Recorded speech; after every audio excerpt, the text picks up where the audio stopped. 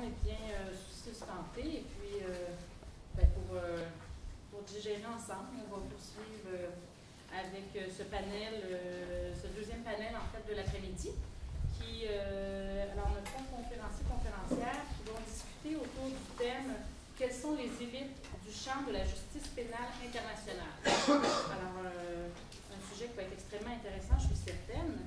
Notre premier conférencier est M. Frédéric Maigret, et il est le vice-doyen à la recherche et professeur agrégé à la faculté de droit de l'Université McGill.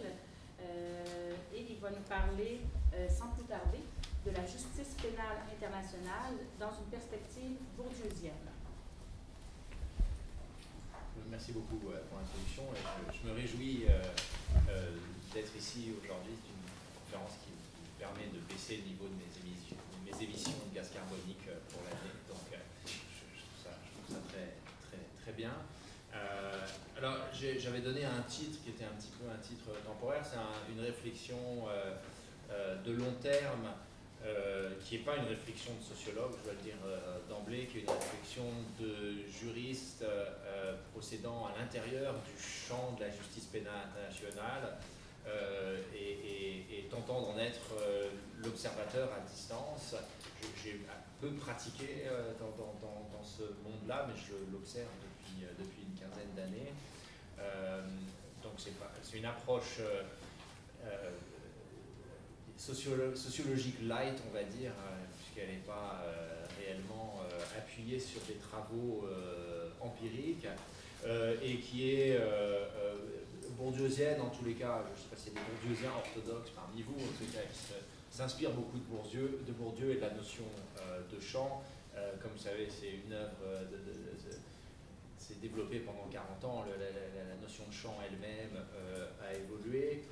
Mais bon, par rapport au thème du panel, cette idée qu'il faut, pour comprendre les processus de criminalisation, pour comprendre la genèse du droit international pénal, s'intéresser à ses porte-paroles, ses penseurs, ses entrepreneurs, me paraît tout à fait crucial, et la notion de champ me paraît utile pour appréhender ces catégories qui ont un rôle d'impulsion de longue date dans la genèse de la discipline et qui continuent d'en avoir un aujourd'hui, même si les élites ont changé beaucoup.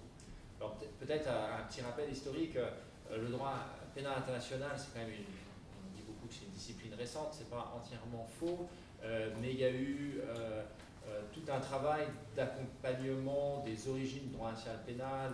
Je pense notamment aux travaux de l'Association internationale de droit pénal dans les années 20 et 30, avec des personnages un peu mythiques, Vespasien Pela, le président roumain pendant 20 ans de l'Association internationale de droit pénal, qui porte ça à bout de bras avec des congrès annuels dans un esprit qui est l'esprit de la Société des Nations, etc., où le droit pénal international se voit comme un vecteur de la paix mondiale de manière très forte. Alors, des gens à qui on ne peut pas reprocher d'avoir réellement tiré les bénéfices peut-être escomptés de leur investissement, parce qu'ils s'étaient un peu trompés de décennies, voire de siècles.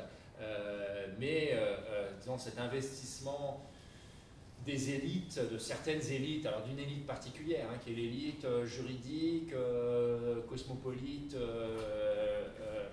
universitaire très souvent, à la croisée du droit international et du droit pénal, elle est ancienne, et on le voit encore aujourd'hui, c'est-à-dire qu'il y a une réactivation, par exemple, d'un discours, ou l'invention d'un discours sur les pères fondateurs du droit pénal international. C'est forcément des pères. On va faire écho au panel de ce matin. On s'invente des pères, parce que bon, c'est toujours un peu des constructions tout à fait subjectives, mais c'est encore vrai aujourd'hui de Sherif Bassiouni, Antonio Cassese et d'autres qui sont ou Benjamin Ferencz dans un autre genre, qui sont un peu des espèces de figures titulaires de la discipline à laquelle on se réfère régulièrement à des fins de validation du champ, etc. Donc comme ça, vous savez, l'approche pour Bourdieu, l'étude du droit n'est qu'une partie petite finalement de l'œuvre de Bourdieu. C'est plutôt ses successeurs, des gens qui ont travaillé sur des thématiques bourdieusiennes, qui ont porté ces réflexions plus loin, et notamment des gens comme Yves Desalais ou Brian Goff et d'autres encore. Il y a encore une nouvelle génération qui travaille sur la transnationalisation du droit, les espaces juridiques globaux et le rôle des élites, ou en tout cas de différents groupes sociaux dans la genèse de nouvelles formes de droit, dans la compétition pour le marché global de nouvelles formes juridiques. Le champ, c'est quoi? C'est un peu difficile à définir, je pense que ce sera plus clair quand je donnerai des exemples à partir du droit national pénal, mais un espace structuré de positions qui sont en grande partie déterminés par le champ, même si les agents ont un rôle de rétroaction sur le champ, ils ne sont pas entièrement déterminés par lui. Ce champ est défini par des enjeux et des intérêts spécifiques, une sorte de doxa ou une sorte de problématique commune qui est largement acceptée au-delà du dissensus qu'il peut y avoir entre différents acteurs. Alors, bon, quel est l'enjeu du droit pénal international, l'enjeu structurant un peu du champ intellectuellement? C'est qui punit qui, hein, finalement, la question là dans un terme les plus simples, qui punit qui et pourquoi et comment. Moi, ce qui m'a intéressé particulièrement, c'est de regarder, d'analyser un certain nombre de pratiques, notamment institutionnelles, notamment des pratiques des tribunaux pénaux internationaux, visant à asseoir la légitimité du projet, à le rendre, à valider son capital symbolique, on dirait en termes bourdieusiens, et qui sont des pratiques qui sont souvent un peu périphériques au droit, ou en tout cas périphériques aux enjeux qui intéressent les juristes. Donc les juristes vont massivement, en tout cas les commentateurs ou même les praticiens, s'intéresser aux questions d'adjudication, aux questions de droit substantif, on va analyser les jugements, etc. Mais finalement, on s'intéresse assez peu, bien sûr, à l'enjeu sociologique que pose le droit plus généralement, et on s'intéresse assez peu à tout un ensemble de pratiques institutionnelles déployées par les tribunaux à la marge de la production du droit, qui, à mon avis, sont très intéressantes. Alors, je donne un exemple, il y a les tribunaux pénaux internationaux qui ont maintenant toute une stratégie de outreach, hein, je ne sais même pas si, par les temps qui courent, on ne traduit plus beaucoup en français devant les tribunaux pénaux internationaux. Je crois que même les francophones utilisent le terme. Le outreach, c'est cette idée de plaider un peu la cause de la justice pénale internationale auprès des populations censées en bénéficier. Donc il y a toute une théorie de la communication de ce que font les tribunaux pénaux internationaux auprès des populations. Ça, c'est pas... Les jurys s'y intéressent pas du tout, alors qu'en fait, c'est très très riche en termes de construction du champ. Il y a d'autres pratiques institutionnelles, de standardisation, de technocratisation de la justice pénale internationale qui sont aussi de recrutement, par exemple, qui sont aussi très intéressantes. Pour qui veut analyser la justice pénale internationale, pas uniquement par son produit normatif, mais aussi par tout ce qu'elle permet de solidifier, d'agréger en termes de logique professionnelle, de logique de promotion de certaines approches juridiques, etc. Alors, ce qu'on peut dire, c'est que la justice pénale internationale, elle part un peu de loin en tant que champ. Je vais vous dire après en quoi je pense que c'est très utile de la comprendre comme un champ, mais c'est en tous les cas un champ qui n'opère pas à l'ombre ou en connexion directe avec le capital ou la légitimité de l'État. Donc il n'y a pas d'État international, c'est une évidence. Que le juriste, pour Bourdieu, quelque part, est dans une logique de captation de l'autorité étatique dont il se réclame, etc. C'est ça qui va lui donner son décorum, sa prestance, etc. Le juriste pénal international, il est d'ailleurs assez méprisé à l'origine. C'est un champ, pensez, dans les années 60, 70, 80, des gens comme Shérif Bassiouni étaient vraiment des marginaux du droit international, des gens qui faisaient des choses intéressantes, mais qui étaient assez loin des enjeux principaux de la discipline, qui c'est d'ailleurs assez méprisé par les pénalistes aussi, ouais, c'est doublement méprisé, quoi. Donc tu as un champ, un petit champ qui vivotait, mais sans appui institutionnel et sans réalité en termes de puissance ou même d'influence. Alors la justice pénale internationale, elle se construit comme champ surtout à partir des années 90, et justement d'une manière qui est assez caractéristique des champs, c'est-à-dire en se différenciant de champs proches dont elle arrive à capter un peu de l'autorité symbolique tout en construisant sa niche, un peu sa niche au sens anglais, quoi, son domaine de prédilection qui, tout en empruntant à d'autres, ne leur est pas réductible.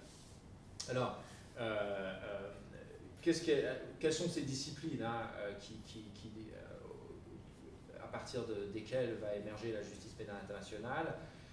Eh bien, d'abord, il y a le champ du droit international, que le droit national pénal prétend, dont le droit pénal international se réclame tout en prétendant le transcender, c'est-à-dire que le droit pénal international est censé apporter toutes sortes de solutions et un dépassement positif au droit international de coexistence classique.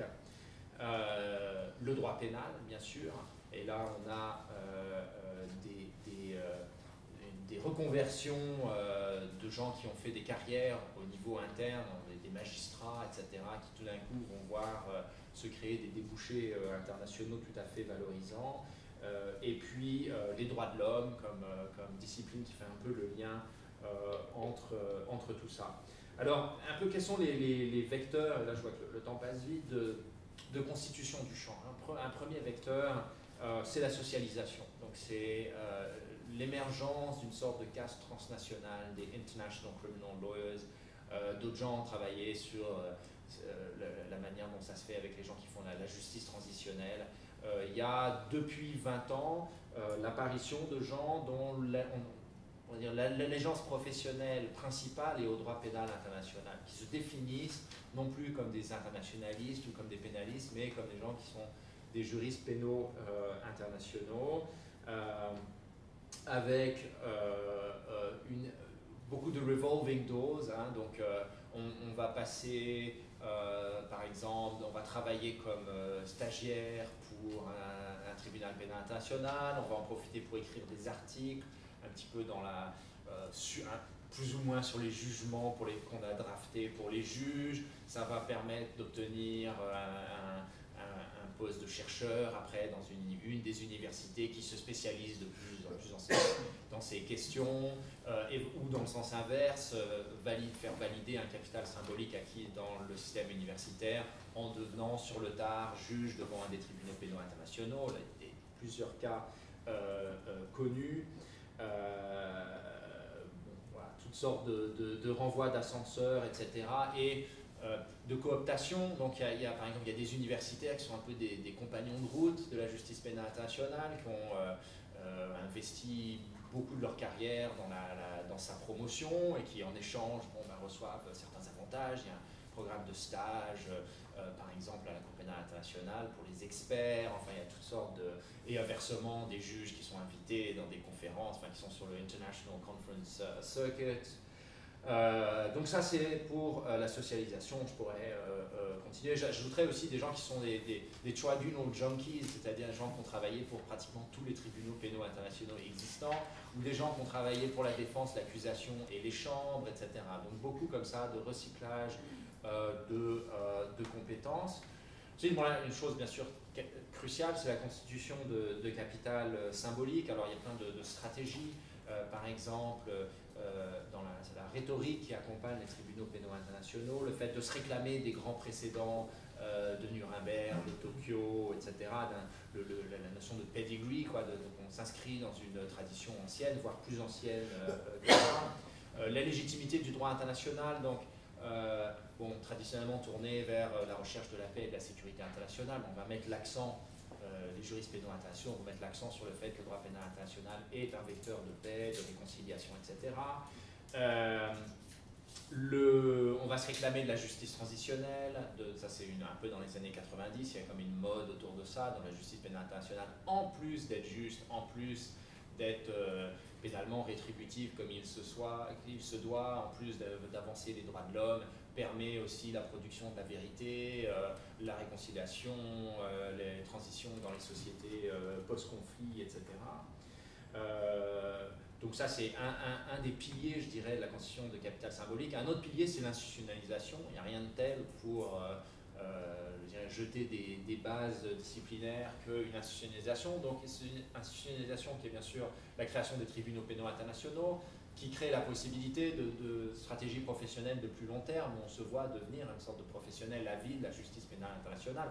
À Nuremberg ou à Tokyo, je ne pense pas que les gens qui ont travaillé ont pensé qu'ils allaient en faire leur carrière. D'ailleurs, la plupart sont allés faire d'autres choses après, alors qu'aujourd'hui, on a des gens qui peuvent s'imaginer faire 20-30 ans de carrière dans ce domaine. Et puis, surtout, alors l'institutionnalisation permet un très fort investissement dans la normalisation de la discipline. Donc on a aussi des nouvelles revues, des nouveaux centres, des nouveaux projets de recherche, beaucoup d'intercitations des tribunaux pénaux internationaux entre eux. Donc il y a une sorte d'international des tribunaux pénaux internationaux, une internationale des grands juristes pénaux internationaux, une production de documents énorme, donc ça, sans faire sombrer dans la critique facile, mais bon, on a une demi-douzaine de jugements devant la Cour pénale internationale, mais si vous regardez la base de données, il y a une tendance logoréique extraordinaire. Il y a des documents sur des best practices, sur à peu près toutes les questions.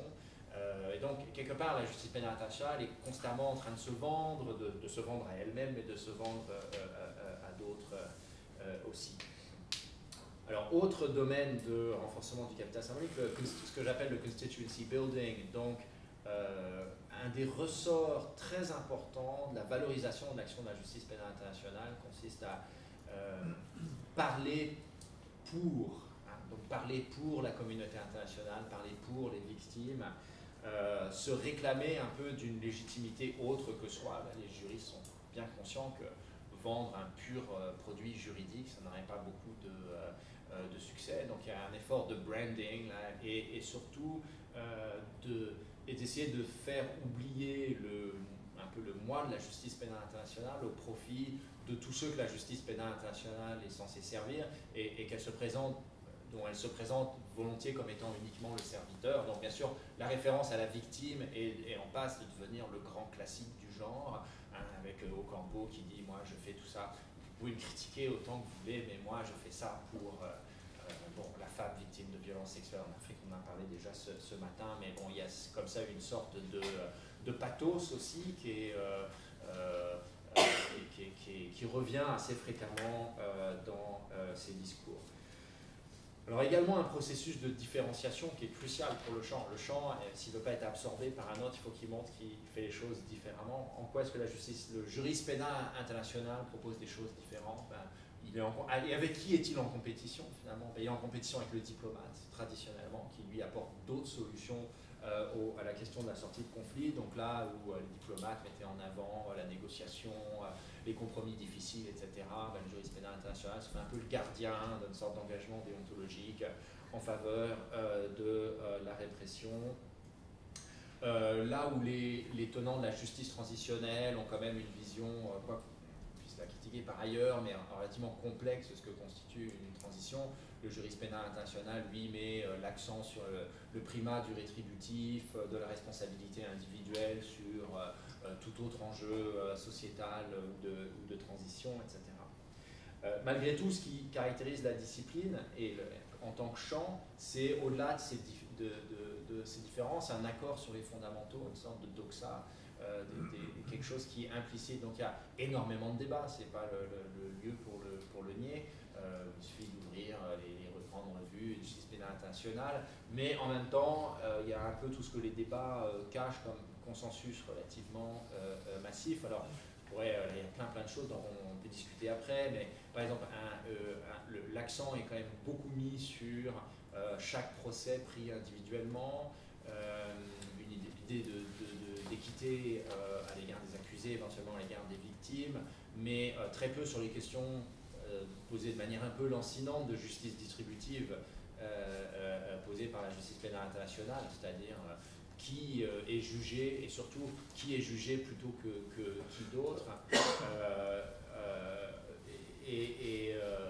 Bon, voilà, donc ça c'est un consensus très fort sur le caractère individuel de la faute pénale, sur quand même ce qui constitue le cœur de la discipline.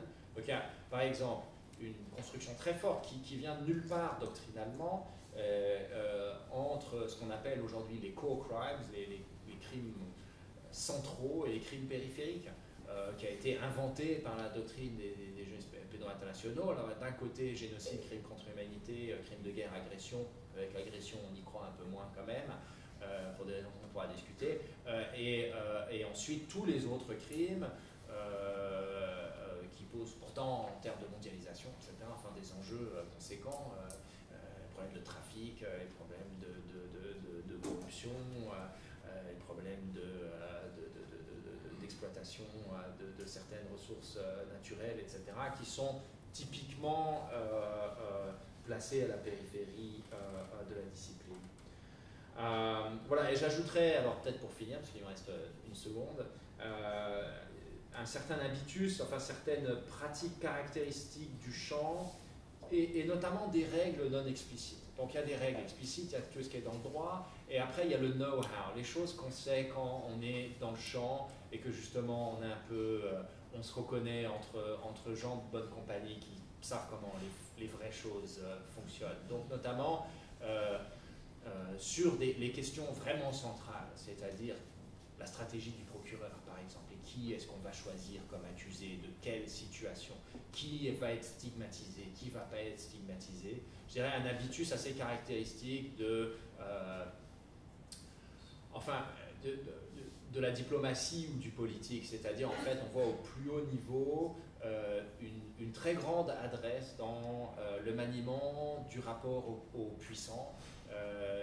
La justice pénale internationale, le champ sait qu'il doit son salut quelque part à des soutiens forts, qui ne peut pas s'élever contre ces soutiens forts, que ce soit le gouvernement rwandais post-génocide ou les like-minded dans le cadre de la Cour pénale internationale, sans s'exposer à des retours de bâton, sans s'exposer à ce que finalement un peu le bluff sur lequel repose son pouvoir soit exposé, quoi, qui est un pouvoir qui finalement tombe pas du ciel, qui est un pouvoir qui se négocie en permanence avec d'autres acteurs politiques sur la scène internationale. Je poursuis ton acteur non étatique, par exemple Lord's Resistance Army sur son territoire, en échange, même si je ne le dis pas, je n'irai pas poursuivre avec particulièrement d'intensité tes soldats gouvernementaux, parce que je comprends bien que je ne peux pas faire les deux en même temps. Et voilà, donc ce qui m'intéresse beaucoup, c'est cette espèce de connaissance tellement évidente et tellement internalisée qu'elle n'est jamais explicitée, et sans laquelle on ne peut rien comprendre à ce que fait la justice pénale internationale, et qui est typiquement pas ce à quoi on s'intéresse explicitement dans cette excellente revue de droit pénal international. Merci.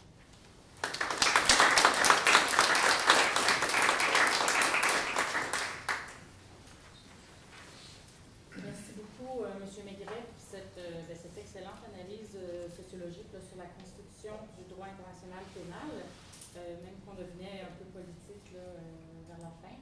Alors, j'imagine que ça va ouvrir le débat un peu plus tard là, sur des questions très intéressantes. On poursuit entre-temps avec une deuxième présentation. Cette fois-ci, ce sera par Mme Patricia Naftali, qui est chargée de recherche au FNRS. J'aurais dû prendre la description totalement parce que je ne sais pas ce que ça veut dire. Fonds national de la recherche scientifique. Ah, voilà. Équivalent du CNRS français. Ah, d'accord. Et elle est aussi maître d'enseignement à l'Université libre de Bruxelles. Elle va nous présenter une conférence qui s'intitule « Les usages militaires du droit à la vérité, à qui profite le crime ». Ça va, vous m'entendez si je parle comme ça? Non, il faut... Ben, merci beaucoup d'abord de m'avoir invitée, et je suis ravie que Frédéric ait parlé de champ, parce que je vais pouvoir un peu illustrer ça dans ma contribution. qui porte donc sur le droit à la vérité. Donc depuis plus ou moins 2004, l'idée que les victimes d'atrocités auraient un droit de connaître la vérité sur les circonstances des violations qu'elles ont subies a vraiment pénétré le discours des Nations Unies. Donc au nom du droit à la vérité, tant des politiques de répression de crimes internationaux que des politiques de réconciliation extrajudiciaire sont préconisées par les Nations Unies dans des États qui sortent d'un conflit violent. Et donc le droit à la vérité fonde des réponses aux crimes qui sont diamétralement opposés.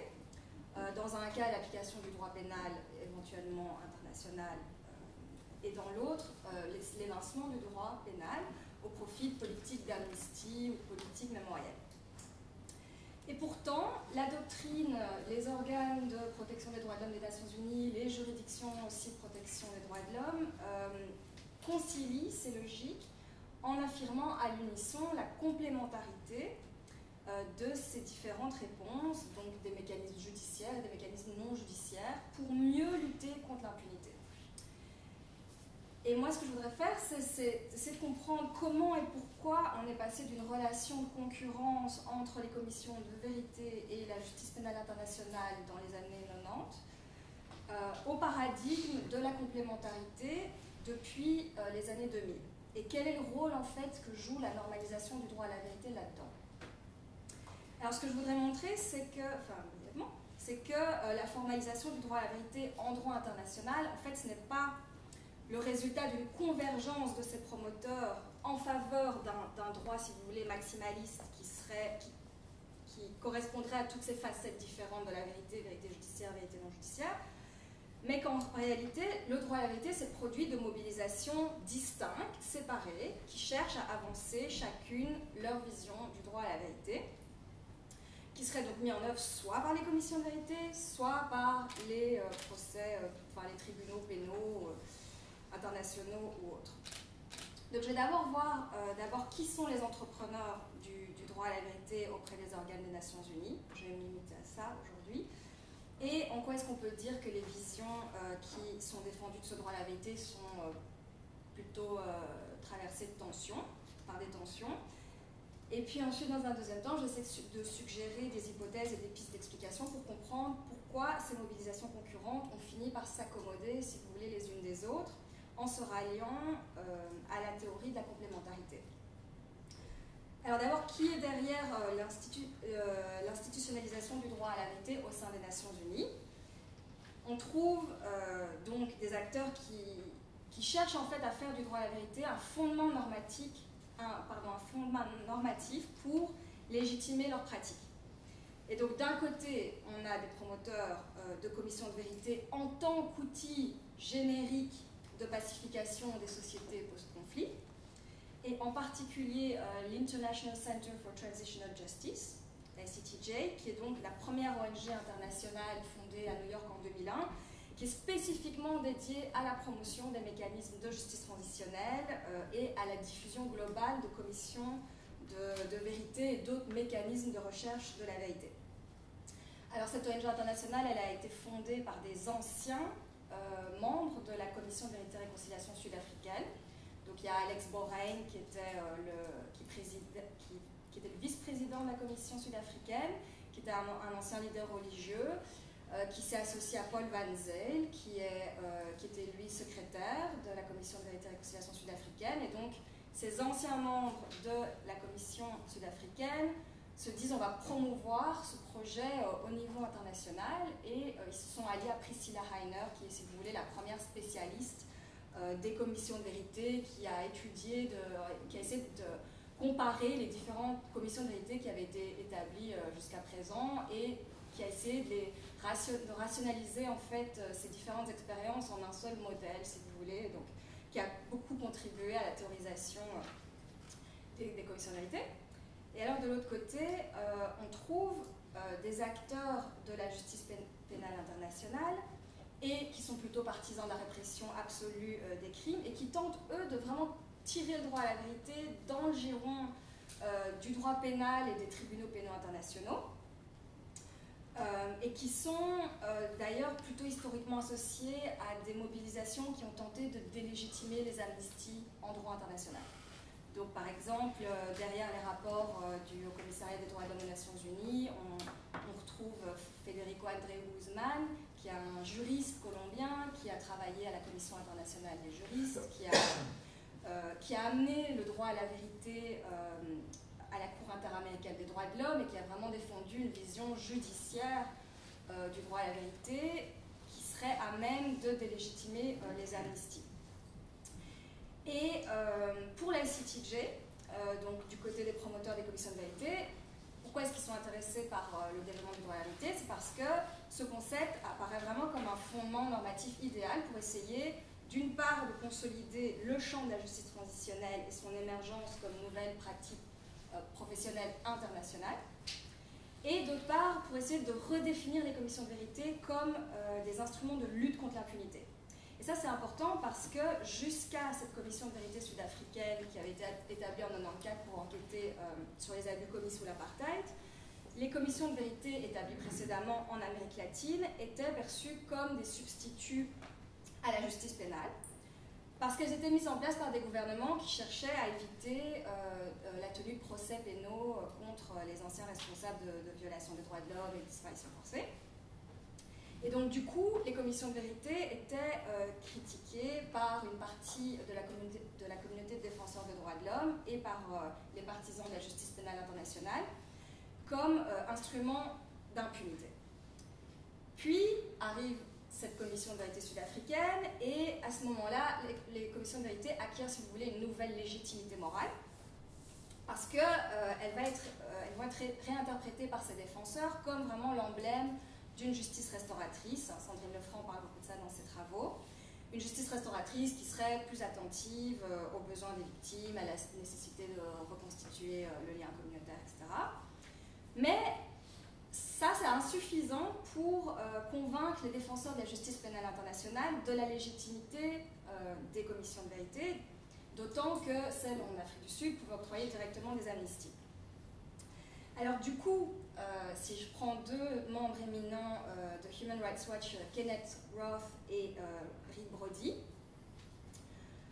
qui, voilà, Human Rights Watch, pionnière dans la lutte contre l'impunité, ces deux personnes-là se sont farouchement opposées à la création de l'ICTJ en 2001, parce que justement pour eux, avec la création de la Cour pénale internationale, avec les avancées des législations en matière de compétences universelles, l'affaire Pinochet, etc., ils ne voyaient plus pourquoi est-ce qu'il fallait encore soutenir l'idée de commission de vérité.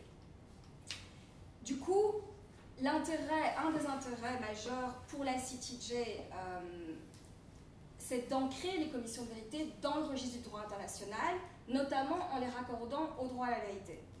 Et là, du coup, la création des commissions de vérité, qu'elles ont envie d'exporter un peu partout dans le monde, ne serait plus du tout justifiée par des arguments politiques, pragmatiques ou par des arguments moraux, mais serait vraiment justifiée en vertu d'obligations juridiques qui seraient dérivées du droit international qui, a priori, offrirait un cadre de référence plus neutre.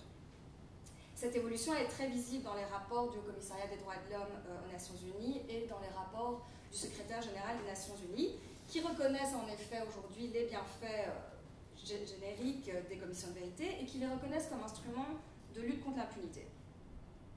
Et donc les vieilles tensions, enfin les tensions entre partisans des commissions de vérité d'une part et partisans de la justice pénale internationale vont être reléguées à des vieux débats du passé qui n'ont plus lieu d'être. Et pourtant, je voudrais montrer, avec un seul exemple, on verra si j'ai le temps d'en développer d'autres, pourtant, la complémentarité en fait, entre ces deux mécanismes, elle est plus rhétorique qu'autre chose.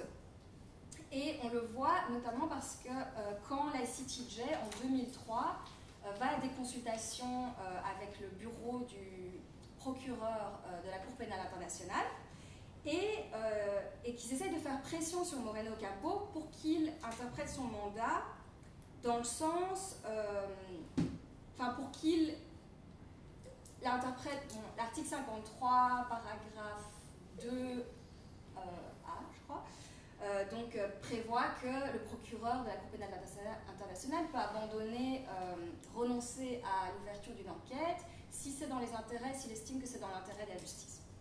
Et cette notion d'intérêt de la justice va vraiment être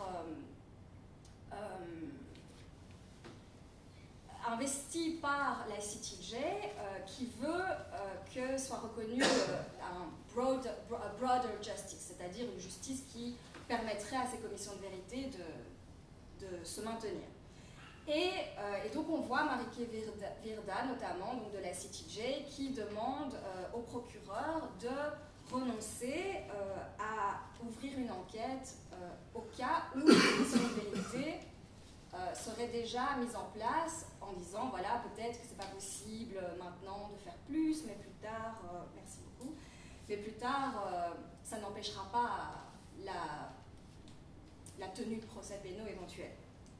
Et donc on voit quand même que là la ICTJ en 2003 demande quand même au procureur de la Cour pénale internationale de suspendre son intervention au cas où il y aurait des commissions de vérité sur le terrain. Et alors, donc, on pourra peut-être revenir plus tard. Mais donc, en tout cas, de toute façon, ce qui est clair, c'est que les contours du droit à la vérité qui sont défendus par ces différentes mobilisations ne sont pas pareils. Hein. Vous avez d'une part commission de vérité et réconciliation, vous avez plutôt les bénéficiaires qui seraient les sociétés en général. Il s'agit d'un droit à la vérité qui n'inclut pas nécessairement l'identité des auteurs de violations, et ça on le voit dans les rapports notamment écrits par la ICTJ au Commissariat des droits de l'homme des Nations Unies, qui sont assez ambigus, qui n'insistent pas trop sur le fait que l'identité doit être nécessairement inclue dans le contenu de ce droit à la vérité. Et de manière opposée, vous avez donc les partisans de la justice pénale internationale qui essayent de dire que en fait, les tribunaux pénaux internationaux mettent mieux en œuvre le droit à la vérité que eux, enfin que les commissions de vérité, et notamment et qui mettent plus en avant un droit à la vérité judiciarisé, individuel des victimes. Alors, malgré les tensions persistantes entre ces deux mécanismes de justice, comment est-ce qu'on peut comprendre finalement que les partisans de chaque bord aient fini par se rallier à la théorie de la complémentarité entre ces différentes facettes du droit à la vérité? Donc, au-delà de la croyance sincère de ces militants qu'il existerait, si vous voulez, une espèce de marche de l'histoire vers la fin de l'impunité, un peu vision hegelienne comme ça, au-delà de leur croyance sincère, on peut aussi comprendre cette convergence de points de vue d'au moins deux façons. Donc d'abord en termes de consolidation de nouveaux champs d'action et de multiplication de terrains d'intervention pour les ONG de droits de l'homme qui sont susceptibles de leur ouvrir des nouveaux répertoires d'action. Et puis ensuite, on peut aussi comprendre cette convergence en termes de multiplication d'opportunités de carrière professionnelle, de trajectoires militantes, qui sont liées au prestige que ces champs ont acquis dans le monde académique et dans le monde aussi des praticiens. Alors tout d'abord, l'adhésion à la doctrine de la complémentarité permet aux ONG de droits de l'homme d'étendre leur périmètre d'intervention et leur champ d'action à toutes les situations d'atrocité de masse. Or, cette expansion de territoire elle est rendue possible par deux évolutions. D'abord, l'émergence d'un véritable marché de la vérité, surtout depuis l'institutionnalisation du droit à la vérité aux Nations Unies, et qui est liée à la multiplication des guerres civiles, mais aussi au fait que l'anti-impunité soit devenue une priorité dans l'agenda des organisations internationales. Et donc, on témoigne l'explosion du nombre d'ONG locales, transnationales, investies spécifiquement dans le traitement du passé. Et donc, on assiste aussi à un développement, si vous voulez, d'un espace professionnalisé, spécialisé dans le traitement mémoriel des atrocités, et qui offre des catalogues de services de consultance pour documenter la vérité sur les crimes de masse. Donc vous avez même Human Rights Watch, Amnesty International, la FIDH ou Avocats sans frontières qui ont développé des sections spécialisées en justice transitionnelle et qui participent à la mise en place ou au monitoring de commissions de vérité. Et la complémentarité donne notamment une nouvelle dimension aux enquêtes menées par les ONG sur les violations graves des droits de l'homme, ce qu'ils appellent les fact-finding missions, du fait de l'utilisation accrue de ces enquêtes des ONG dans les procédures judiciaires et non judiciaires, puisqu'elles peuvent venir en appui au travail d'investigation de procureurs de tribunaux ou d'enquêteurs de commission de vérité. Et par exemple, l'ancien procureur de la CPI n'a jamais mis un pied en RDC et a sous-traité toutes les enquêtes, enfin la plupart des enquêtes, à des ONG de droits de l'homme dans l'affaire Lubunga. Et donc, les ONG des droits de l'homme, grâce à la complémentarité, peuvent étendre leur savoir-faire en matière de fourniture de preuves des crimes ou encore de représentation ou d'accompagnement des victimes, indépendamment du fait de savoir si c'est dans le cadre d'une commission de vérité ou dans le cadre d'un tribunal. Alors, la complémentarité permet aussi de réinvestir des compétences acquises dans le cadre de commissions de vérité et de les réinvestir dans des institutions judiciaires et vice-versa pour mieux se positionner sur le marché de la vérité. Alors, par exemple, au TPY, dans l'affaire Plavšič, Alex Borrell, qui était donc un des fondateurs de l'ICTJ, a témoigné en tant qu'expert en réconciliation pour parler de l'impact des plaidoyers de culpabilité sur la réconciliation des sociétés, les besoins psychologiques des victimes, l'importance d'avoir d'excuses et de remords sincères de la part des excusés, etc. Alors, l'ONG qui occupe une position dominante dans cette industrie de la vérité, c'est incontestablement la ICTJ, qui est vraiment parvenue à s'ériger comme principal consultant des Nations Unies, au point où donc, ce sont eux-mêmes qui rédigent les rapports du Haut-Commissariat et du Secrétaire Général, où ils insistent sur la nécessité de faire appel à des ONG internationales spécialisées dans la création et le développement de commissions de vérité, c'est-à-dire eux-mêmes, et ce que j'appelle la mafia de la ICTJ. Et j'ai plusieurs exemples où, si vous voulez, on peut vraiment voir que la ICTJ a développé des relations assez incestueuses avec le Haut-Commissariat des droits de l'homme des Nations Unies et le secrétaire général. Alors le premier exemple, puis peut-être que je viendrai au deuxième plus tard, l'institution de la justice transitionnelle dans les programmes des Nations Unies en 2004 coïncide avec la nomination du président de la ICTJ de l'époque comme conseiller spécial du secrétaire général à l'époque Kofi Annan, donc président de la ICTJ comme conseiller spécial pour la prévention des génocides, Juan Mendes, qui est donc un des artisans majeurs du droit à la vérité, qui est un avocat argentin qui a été condamné à l'exil pendant la dictature de Videla pour avoir aidé des syndicalistes, et puis ensuite qui s'est reconverti en défenseur des droits de l'homme et qui a notamment fondé la branche Human Rights Watch Americas. Je vais aller plus vite. Et alors aussi, l'expansion du territoire des ONG s'appuie sur des nouveaux outils et des techniques spécialisées dans l'analyse des crimes de masse qui peuvent être utilisés invariablement dans les deux contextes et qui peuvent être transposés d'un espace à un autre. Donc, par exemple, vous avez tout le développement de techniques liées à l'essor de l'anthropologie médico-légale, ce qu'on appelle forensic knowledge en anglais, qui a pour but d'analyser les ossements humains pour identifier les victimes et qui intervient notamment dans les exhumations des fosses communes. Et donc là, on a un exemple de constitution d'un champ spécifiquement appliqué aux violations graves des droits de l'homme, commises à grande échelle, avec ses experts et ses méthodes accréditées. Et donc, à cet égard, le droit à la vérité, qui mobilise, possède un avantage de taille, puisqu'il allie et le langage des droits de l'homme et le langage de la science. Alors, ces outils et toutes ces techniques scientifiques qui sont communément mobilisées dans le cadre d'enquêtes de commissions de vérité ou de tribunaux pénaux internationaux renforcent la professionnalisation du champ de la justice transitionnelle et la gestion des atrocités de deux manières. D'abord, elle contribue à dépolitiser les enjeux sociaux et politiques qui sont liés aux réponses que les sociétés veulent apporter aux crimes de masse, en les réduisant à des enjeux purement techniques. Et puis, les ONG et les réseaux qui mettent en place ces savoir-faire et toutes ces pratiques consolident leur statut d'expertise en produisant notamment des manuels, en dispensant des formations et en délivrant des certificats professionnalisants à des élites du Nord comme du Sud qui pourront ensuite faire pression sur leur gouvernement dans leur pays d'origine. Bref, le marché de la vérité a un bel avenir devant lui, d'autant que la justice transitionnelle a aussi depuis peu colonisé le champ du développement, puisque en influençant la Banque mondiale dans un rapport de 2011 qui lie expressément la justice transitionnelle à des enjeux de sécurité et de développement.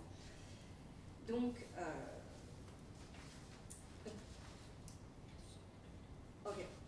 Donc la scientisation et la technicisation croissante de ces expertises qui sont en voie d'institutionnalisation aux Nations Unies participent à l'objectivation du droit à la vérité et à ces méthodes officielles de production.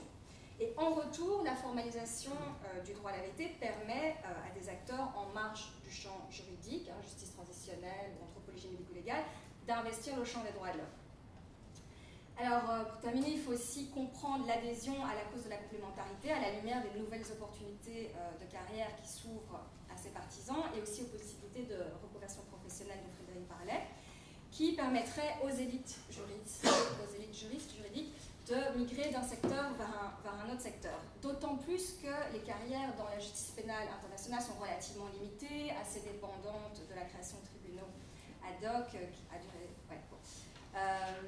Et donc, la complémentarité permet à d'anciens membres du personnel des tribunaux pénaux internationaux de se recycler dans le milieu des ONG des droits de l'homme. Par exemple, c'est le cas de David Tolbert, qui est actuellement le président de la ICTJ et qui a travaillé 9 ans au TPY, qui était avant tribunal spécial pour le Liban et puis aux chambres extraordinaires du Cambodge. Et alors aussi, la défense de la complémentarité s'est vraiment avérée être un tremplin pour des postes internationaux de prestige. Donc, par exemple, Juan Mendes, dont je vous parlais tantôt, après être devenu conseiller spécial de Kofi Annan pour la prévention des génocides, a été nommé conseiller en prévention criminelle auprès du procureur de la Cour pénale internationale en 2009-2010. Et puis, en 2010, il a été nommé rapporteur spécial des Nations Unies contre la torture. Donc, voilà, un bon exemple, un parcours fulgurant d'élite à l'origine latino-américaine. Et puis, le déploiement de carrière internationale en lien avec le droit à la vérité culmine encore plus avec le fait qu'en septembre 2011, il y a un poste de rapporteur spécial qui a été créé sur la promotion de la vérité, de la justice et de la réparation par le Conseil des droits de l'homme des Nations Unies. Je vous laisse deviner quel candidat a été choisi. C'est évidemment un candidat de la CITIJ, Pablo de Greve.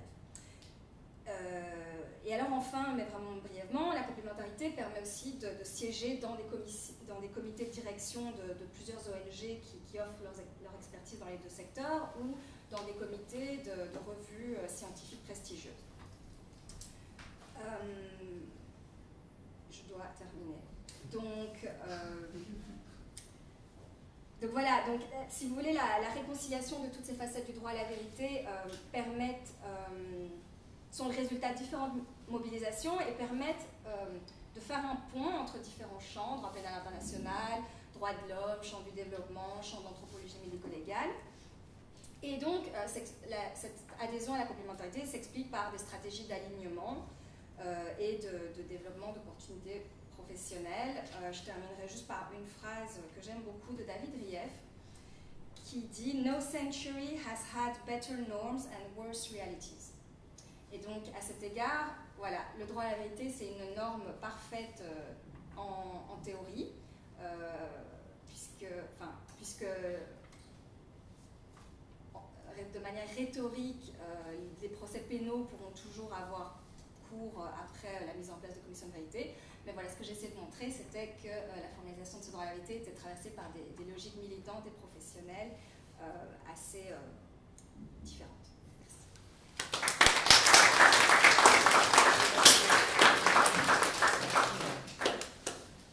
Merci beaucoup, Mme Naftali, pour cette réflexion sur l'usage du droit à la vérité, les différents usages, conséquences du droit à la vérité. Nous allons maintenant passer à notre dernière conférence pour ce panel. Je vous présente Marie-Laurence Hébert-Dolbec, qui est ici à l'UQAM. Elle est finissante à la maîtrise en droit international et c'est aussi une des organisatrices du colloque. Alors, vous allez peut-être tous déjà discuter un peu avec elle. Elle va nous présenter cet après-midi une conférence qui s'intitule « À qui profite la participation des victimes? Politique et pratiques représentationnelles devant la Cour pénale internationale ». Merci, Marie-Laure. Bonjour tout le monde. Dans un premier temps, j'aimerais remercier le CEDIM pour l'organisation de ce colloque, puis les professeurs Rémi Bachand et Julien Pierret pour leur confiance. Cette présentation, comme son titre l'indique, s'intéressera, oui, à la participation des victimes devant la Cour pénale internationale, la CPI, mais plus en détail aux acteurs qui profitent de cette nouvelle possibilité participative pour les victimes dans les procès pénaux internationaux. Ça s'inscrit un peu dans le cadre des présentations de M. Maigret et Mme Naftali, dans le sens que, comme le droit à la vérité, la participation des victimes a été appropriée par certains acteurs autres que les victimes finalement sur le terrain pour pouvoir se créer un capital symbolique dans ce champ de la justice pénale internationale que M. Maigret décrivait tantôt. Donc, la victime a toujours été présente en filigrane des procédures pénales internationales, et ce depuis le début de l'effort de justice pénale internationale pendant la Seconde Guerre mondiale. Toutefois, elle a été rarement évoquée dans son individualité. Bien qu'on ait allègrement parlé des 5 millions de victimes juives de l'Holocauste, ou des 900 000 victimes rwandaises, ou des 8 000 victimes de Srebrenica, par exemple, ces victimes restent en majorité anonymes et donc en de très rares cas accès au tribunal. L'individu victime de crimes internationaux n'a jamais été considéré juridiquement par les tribunaux internationaux, que ce soit le TPIR ou le TPY. Je vais laisser tomber ici les tribunaux militaires internationaux post-Seconde Guerre mondiale. À l'exception faite, donc elle n'a jamais été présente juridiquement devant ces tribunaux-là, à l'exception faite de son rôle comme victime. Un rôle passif et nécessairement pas de victime, mais de témoin, désolé. Donc, un rôle qui est nécessairement passif et nécessairement objectivé. Passif, puisqu'elle n'a pas accès par elle-même au tribunal, elle doit être appelée par une des deux parties, souvent l'accusation, et objectivée parce qu'elle doit répondre à la trame narrative de cette partie-là, donc de l'accusation. Donc, elle ne pourra jamais raconter sa propre histoire. Elle n'a aucune possession sur l'histoire qu'elle va aller raconter pendant le procès. Cette prise en compte limitée des victimes fut l'objet de nombreuses critiques, notamment devant le TPIR, où certaines associations de victimes ont refusé pendant un certain temps de collaborer avec le tribunal. Donc,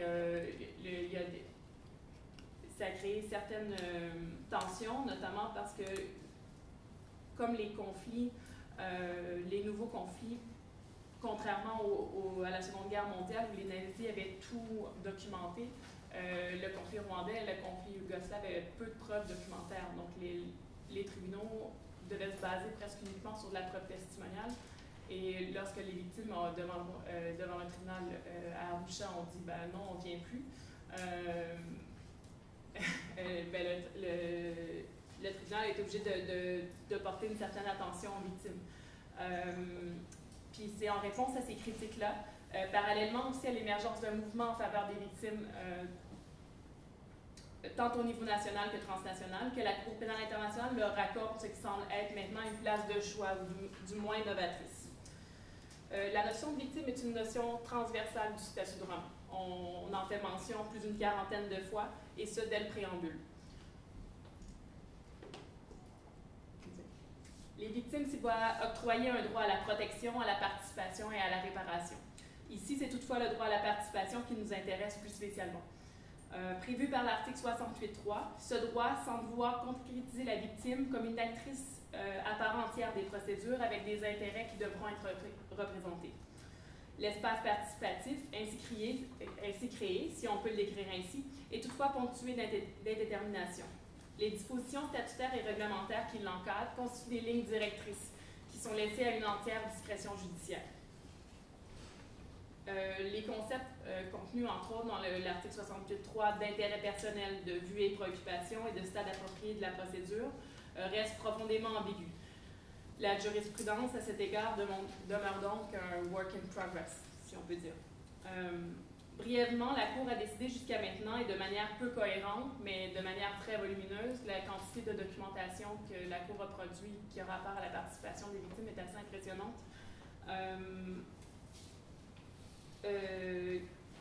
Cette jurisprudence-là a décidé que les victimes pouvaient participer essentiellement à tous les stades de la procédure, de l'enquête jusqu'aux procédures de réparation, en faisant par exemple des observations orales et écrites, en interrogeant des témoins, en accédant à la plupart des documents confidentiels ou publics, ou même des documents expertés, donc qui sont normalement juste disponibles à une partie. Cet effort de concrétisation de la victime comme actrice des procédures pénales internationales est donc en scission avec l'approche des tribunaux ad hoc, où elle était confinée au rôle de témoin. Il peut sembler constituer un progrès théorique non négligeable pour ces dernières. Toutefois, dans les faits, la participation des victimes, ou du moins ses modalités durant le procès, reste une activité judiciaire relativement complexe. S'il y a maintenant une place pour la voix de la victime dans le procès pénal international, et on va aborder ici que la CPI, même si la victime s'est vue octroyer un rôle devant le tribunal spécial pour le Liban et devant les chambres spéciales, les chambres extraordinaires pour le Cambodge. Ce ne sera pas les victimes, mais bien les avocats, leurs représentants légaux, qui seront réellement les participants dans le procès. Cette présentation visera à démontrer comment, malgré la promesse d'une meilleure prise en compte de la victime dans les procédures pénales internationales en réponse aux déceptions inhérentes à son traitement devant les tribunaux pénaux internationaux pour le Rwanda et l'ex-Yougoslavie.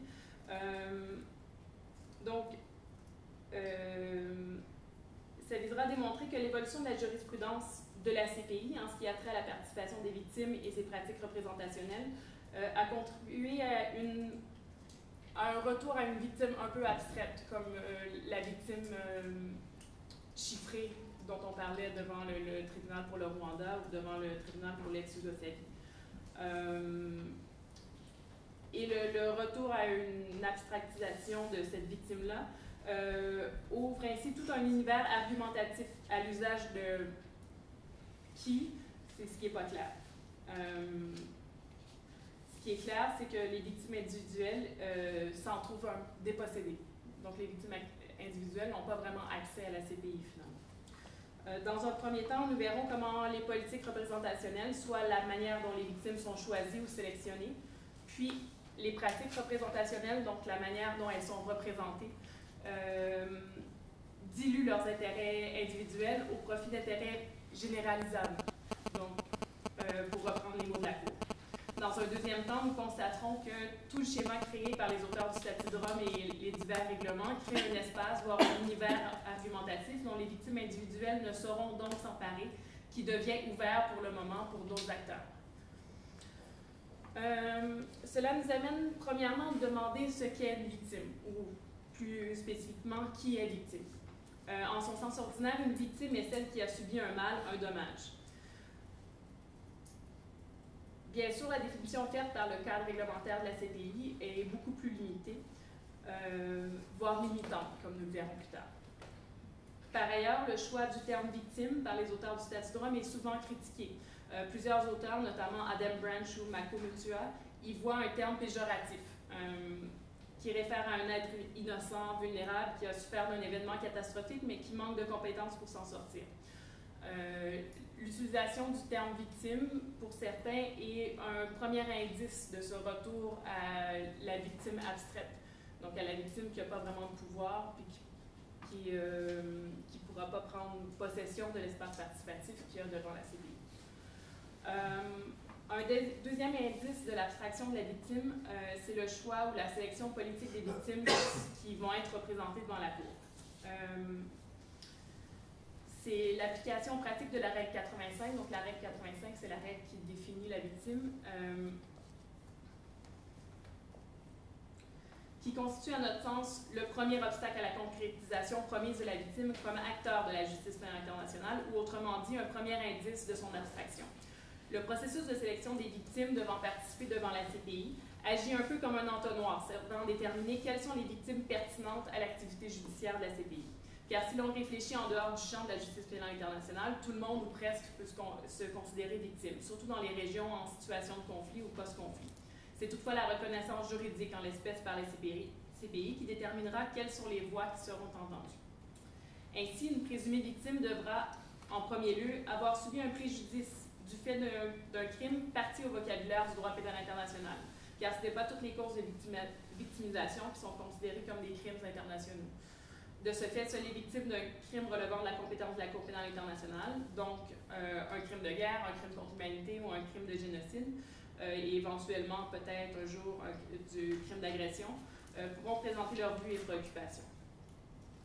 Encore faut-il que ces crimes soient l'objet d'une enquête ouverte par le procureur, donc à l'intérieur de des paramètres géographiques, temporels, matériels et personnels de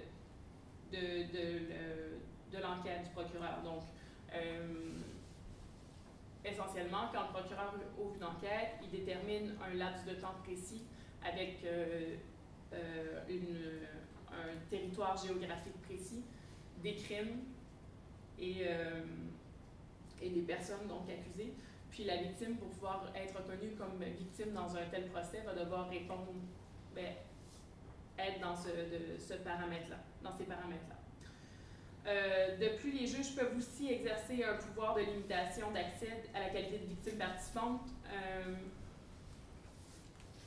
en décidant, par exemple, de mettre fin à une enquête du procureur. Cette sélection n'est pas sans créer de tensions inévitables, certes. Par exemple, les premières victimes reconnues par la Cour étaient des enfants soldats, donc des bourreaux, alors que les victimes de ces enfants soldats n'ont pas été reconnues par la Cour pénale internationale comme victimes, n'ont pas pu participer.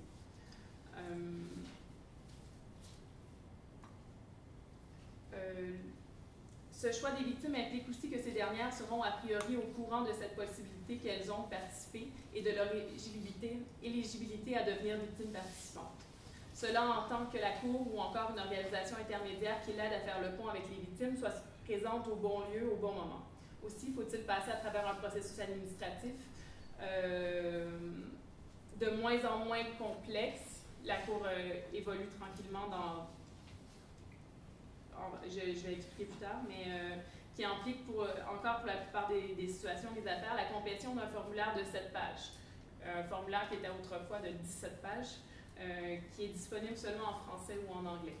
Donc, ça crée des problèmes, on peut imaginer dans les campagnes congolaises, où les gens ne peuvent pas nécessairement savent pas nécessairement écrire, ni écrire en français ou en anglais. Donc, il faut passer par des intermédiaires qui créent déjà une représentation de la victime devant la Cour qui nécessairement crée un obstacle à la représentation directe de ses intérêts. Le processus chronophage et complexe d'accès à la Cour pénale internationale par ce formulaire empêche, dans certains cas, la reconnaissance du statut juridique aux demandeurs, vu entre autres le manque de ressources. Dans la plupart des affaires en ce moment, il y a des centaines de victimes qui n'ont pas réussi à participer, non pas parce qu'elles ne respectaient pas les critères, mais parce que la Cour n'a juste pas eu le temps de traiter leurs demandes.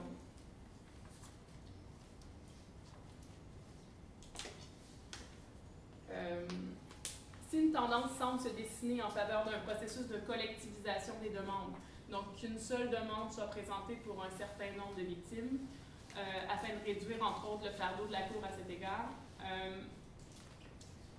La collectivisation des demandes ou de la victimisation semble réduire l'aspect significatif de la participation individuelle, car souvent la seule reconnaissance que les victimes avaient, c'était dans le fond de remplir ce formulaire où elles décrivaient leurs préjudices.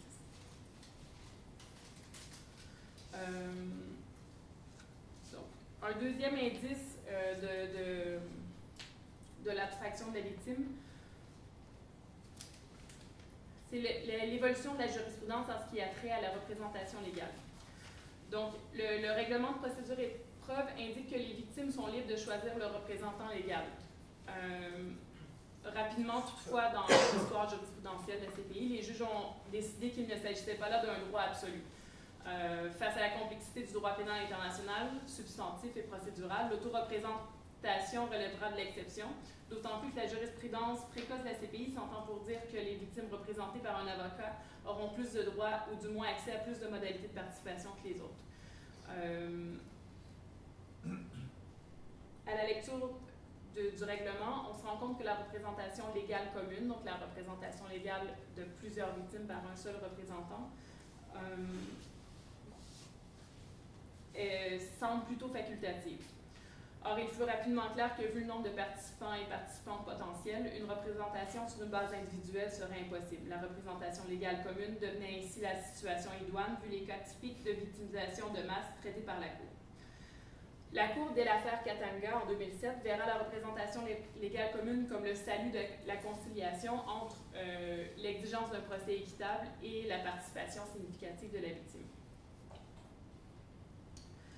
Or, si sur papier les victimes ont le choix de leur représentant légal, même lorsqu'il est commun, ce qui pourrait donner lieu à une aventure un peu rocambolesque si des centaines, voire des milliers de victimes devaient s'entendre pour désigner un seul représentant. Il s'avère que l'organisation de la représentation légale est une opération principalement institutionnelle. Ainsi, la Cour a adopté dans les affaires kenyanes une nouvelle approche quant à la représentation des victimes. Une approche qui s'est poursuivie tout en évoluant dans l'affaire Gbagbo.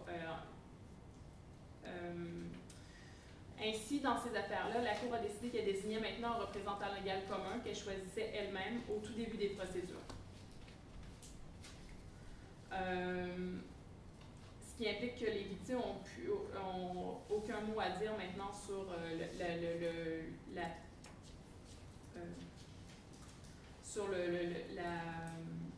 la personnalité de leur représentant légal. Ainsi, la Cour désigne un représentant légal qui devra satisfaire les mêmes exigences qu'un avocat de la défense. Il faut comprendre qu'il y a une liste des conseils qui peuvent se présenter, qui peuvent représenter un avocat, représenter un accusé ou une victime devant la Cour.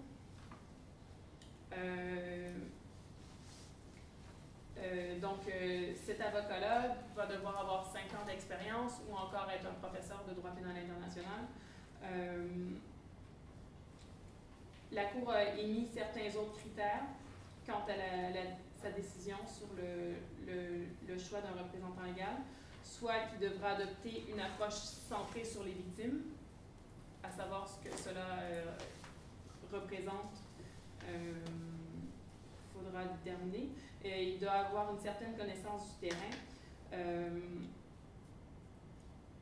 Et parfois, la Cour a déterminé qu'il devrait parler la langue des victimes, mais ce qui n'est pas toujours le cas.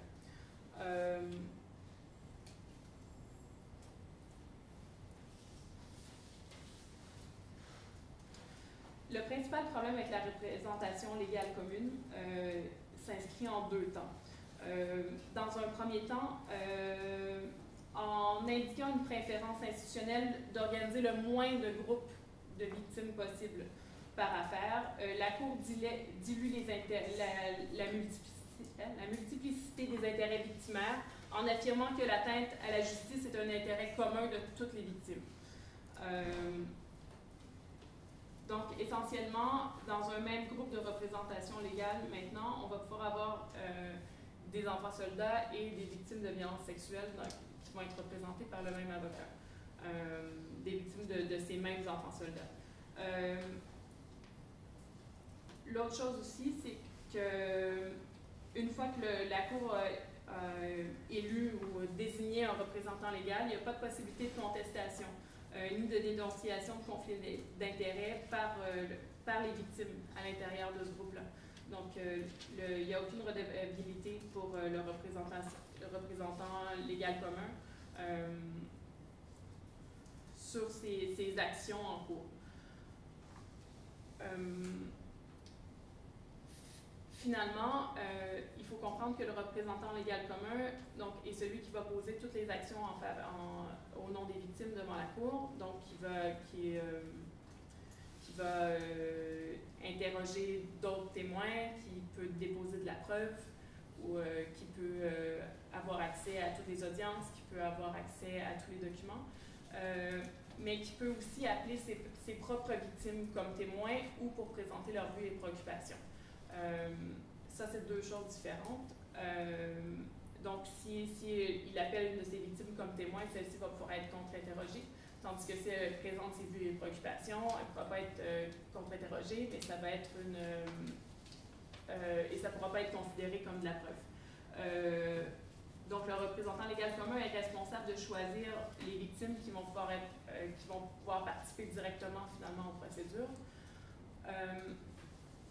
Et quand il va faire ce choix-là, il va devoir choisir les victimes qui représentent les intérêts commun de toutes les victimes qu'ils représentent, considérant que les victimes sont représentées par centaines, voire par milliers pour un seul représentant légal.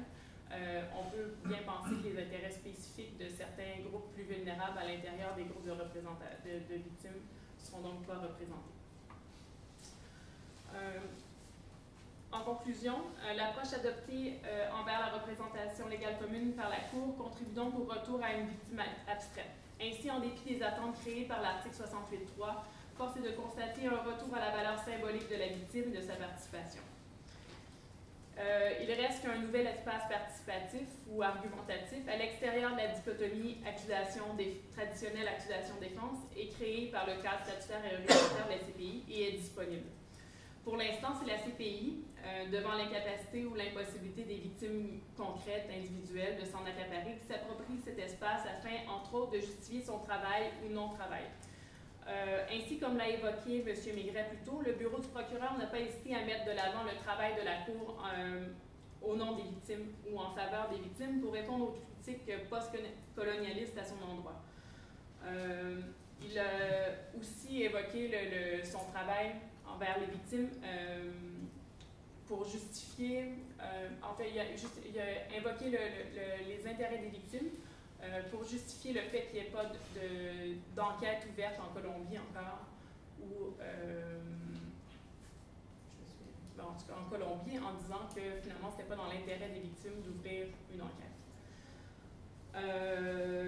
La CPI poursuit ainsi la mission salvatrice de la justice pénale internationale pour sauver cette victime avec un grand V. Une mission non discutable puisqu'on ne laisse pas à la victime individuelle, qui est un être foncièrement politique avec des opinions, des intérêts, des stratégies, qui ne correspondraient pas nécessairement au travail de la Cour. On ne laisse pas cette victime individuelle. On ne discute pas avec cette victime individuelle.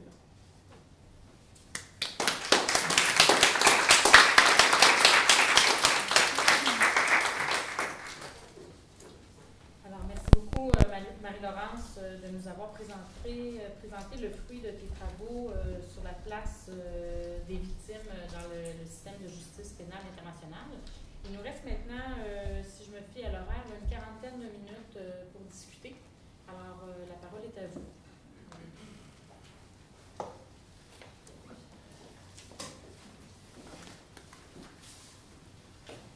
Bonjour.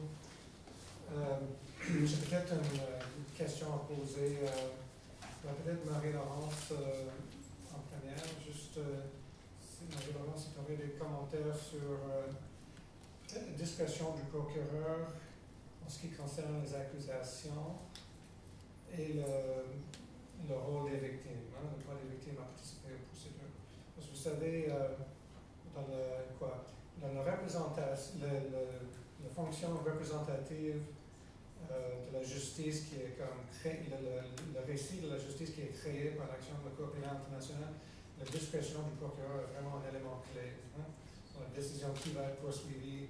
Et puis la manière d'encadrer cette discrétion-là. C'est les juges qui ont le droit, ou c'est les victimes qui ont le droit de contester la discrétion du procureur, etc.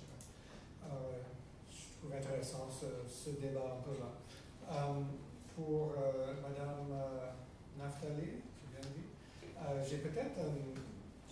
j'aimerais peut-être vous entendre sur la question de l'impérialisme, donc concept clé de ce colloque, parce que quand vous avez parlé de ICTJ, etc., j'aimerais juste vous entendre un peu, mais si vous pourriez peut-être faire le lien entre votre analyse de ce regard sociologique que vous avez apporté à l'activité d'ICTJ et le concept de l'impérialisme.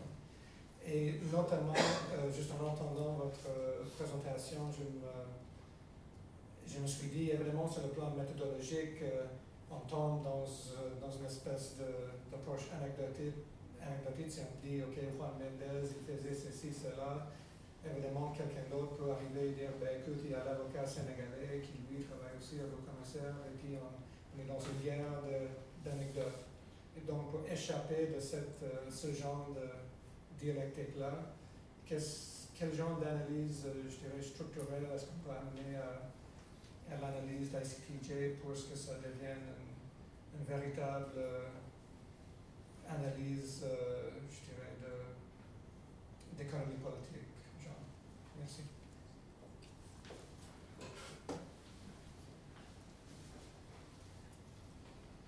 Est-ce que vous voulez répondre? Je pense qu'on prenait 2-3 questions, puis après ça... D'accord. Donc, moi j'avais une question au départ pour Madame Naftali, qui serait peut-être une question un petit peu plus ancrée dans le concret. Là. Moi je suis avocate de la défense, je travaille dans un dossier à la défense au TPIR aussi, et quand je vous entends parler du droit à la vérité et du travail des ONG en ce sens-là, j'ai toujours un réflexe méthodologique en disant oui, mais comment on peut savoir que c'est vraiment la vérité?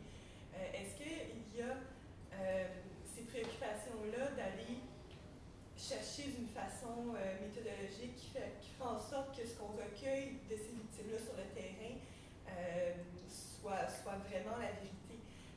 C'est sûr que moi, je provient de la commune-là, donc l'idée que c'est en opposant deux thèses que là va jaillir la vérité, puisque, bon, moi, dans mon travail, je me pose des fois des questions sur est-ce qu'on peut vraiment avoir cette vérité-là ou pas. Et puis, c'est des questions que je me posais là, par rapport à ça, surtout dans un contexte où, par exemple, au Rwanda, il y a, en fait, si on prend un procès qui a eu lieu ici sur le génocide rwandais, qui a eu lieu l'année dernière, où un juge a finalement mis de côté tous les témoignages des victimes en disant qu'il y avait des problèmes sérieux de crédibilité de ces victimes-là. Donc, comment concilier tout ça avec le droit à la vérité? Comment avoir des garanties, en fait, dans des systèmes qui ne sont pas des tribunaux où là, on essaie d'avoir certaines garanties avec, entre autres, le compte interrogatoire pour vérifier si le récit qu'on a est un récit qui se veut véridique. Merci. Merci pour vos conférences. Moi aussi, j'ai une série de questions, je vais essayer d'être bref. Premièrement, la première question, ça s'adresse autant à Frédéric qu'à Nathalie, qu'à Patricia, voilà. Elle est peut-être naïve, j'ai l'impression que vous y avez répondu. Je vais la formuler de manière plus claire, puis vous verrez si vous avez envie d'y répondre dans mes termes. Est-ce qu'on peut pas dire que dans une certaine mesure, finalement, les aléas du droit pénal international sont d'abord et avant tout influencés, ou davantage influencés, par des individus qui veulent d'abord et avant tout défendre leur champ, voir leur carrière, c'est-à-dire accumuler du capital symbolique, à des fins d'intérêt, soit personnel ou d'un champ bien précis. Si oui, donc, ça nous ramène à cette idée de droit comme pratique sociale, et ça nous interpelle en tant qu'enseignants, parce que si le droit est d'abord et avant tout une pratique sociale, c'est quand même assez curieux qu'on enseigne quand même dans les règles, d'abord et avant tout des règles, plutôt que comment ça fonctionne en tant que pratique sociale. Bon, vous verrez ce que vous aurez peut-être envie de parler là-dessus. Ma deuxième question s'insère un peu dans le dernier commentaire. Donc, Marie-Laurence, en fait, nous a expliqué bon, pour moi, l'importance de la participation des victimes, c'est de donner une interprétation ou une lecture des faits qui serait différente, en fait, ou qui est peut-être différente d'une victime à l'autre. Et ce midi, je parlais avec Damien Scalia, qui nous expliquait, par exemple, que les gens qui sont reconnus coupables et qui sont emprisonnés, eux, bien souvent, considèrent, et c'est ce que va vous expliquer demain, je crois, considèrent qu'ils ne sont pas criminels, c'est-à-dire qu'ils n'ont pas commis de crime, ils ont défendu la patrie, ils ont défendu la nation, ils ont défendu leur pays. Donc, tout est une question d'interprétation.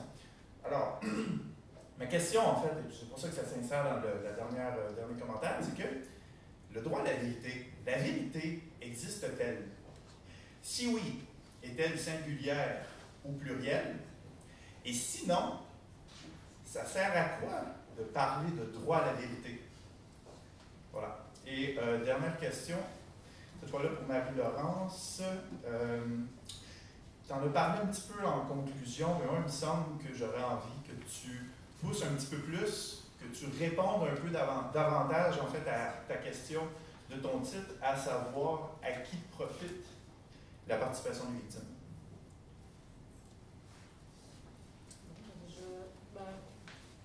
On a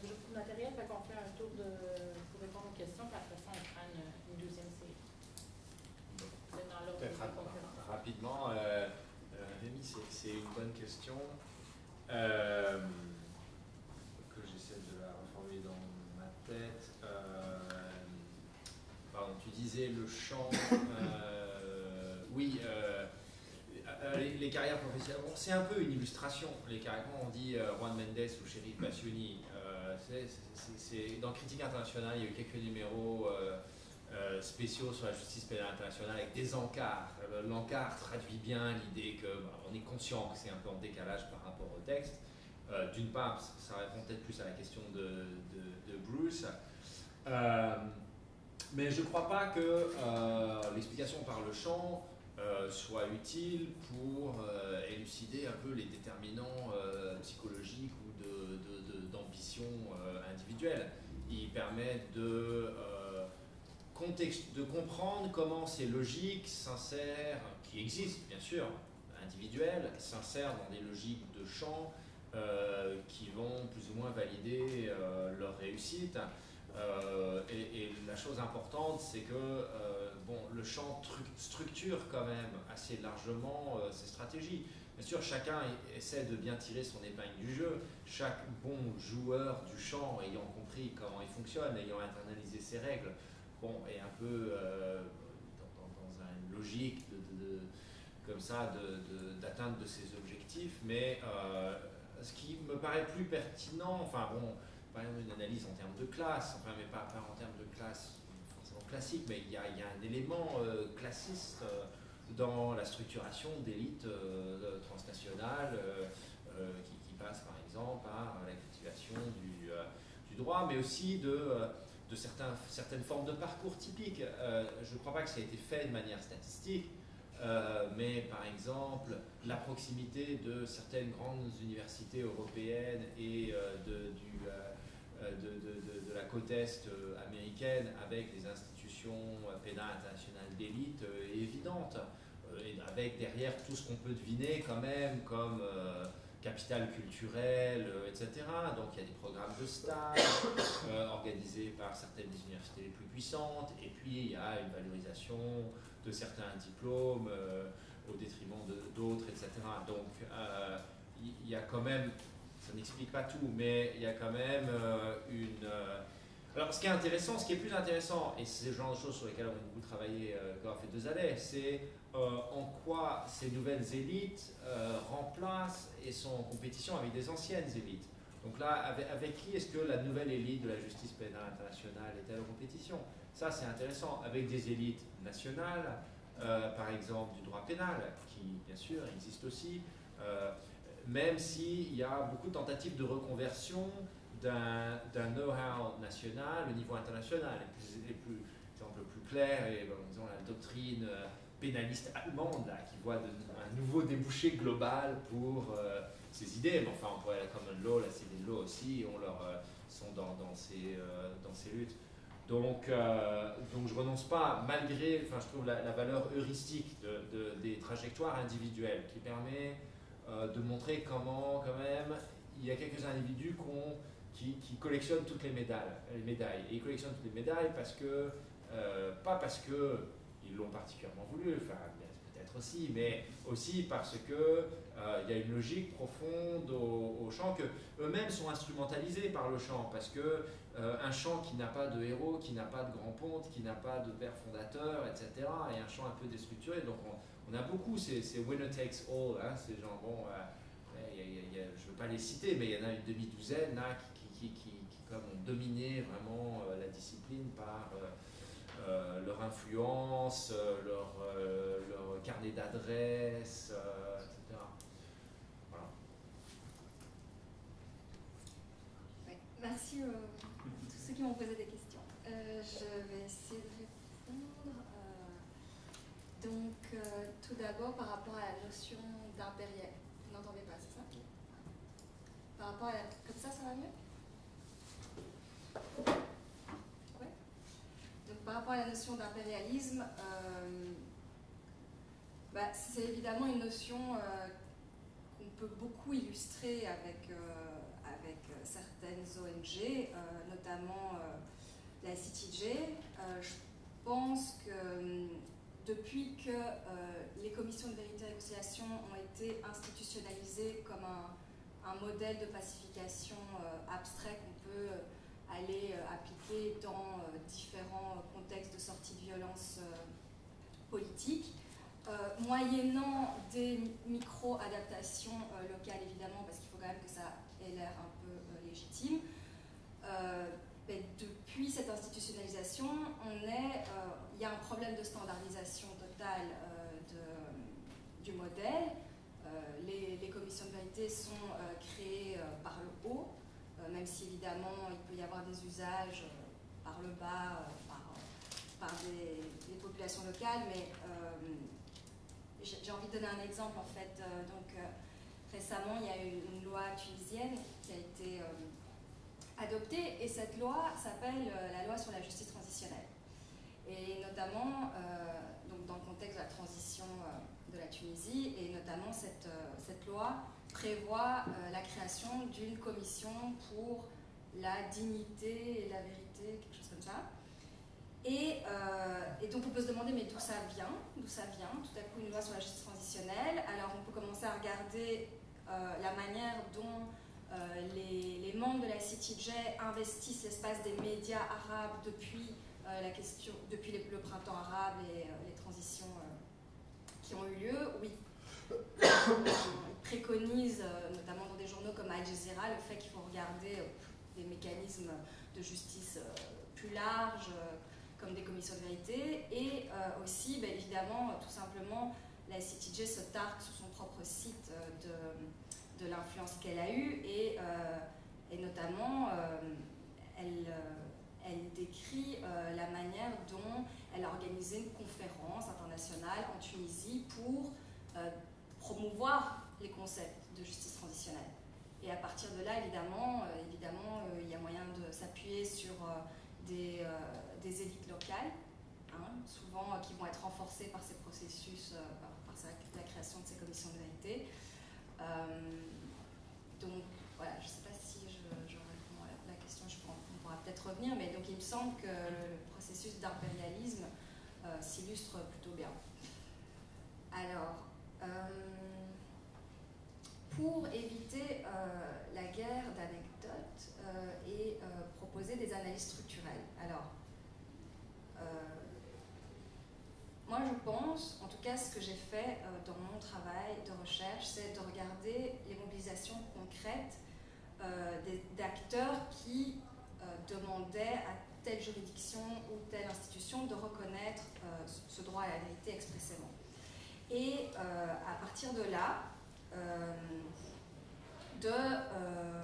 donc du coup de regarder derrière tous ces textes, toute cette production institutionnelle et juridique, c'est qui écrit les rapports, c'est qui influence l'agenda du Haut-Commissariat des droits de l'homme aux Nations Unies, et aussi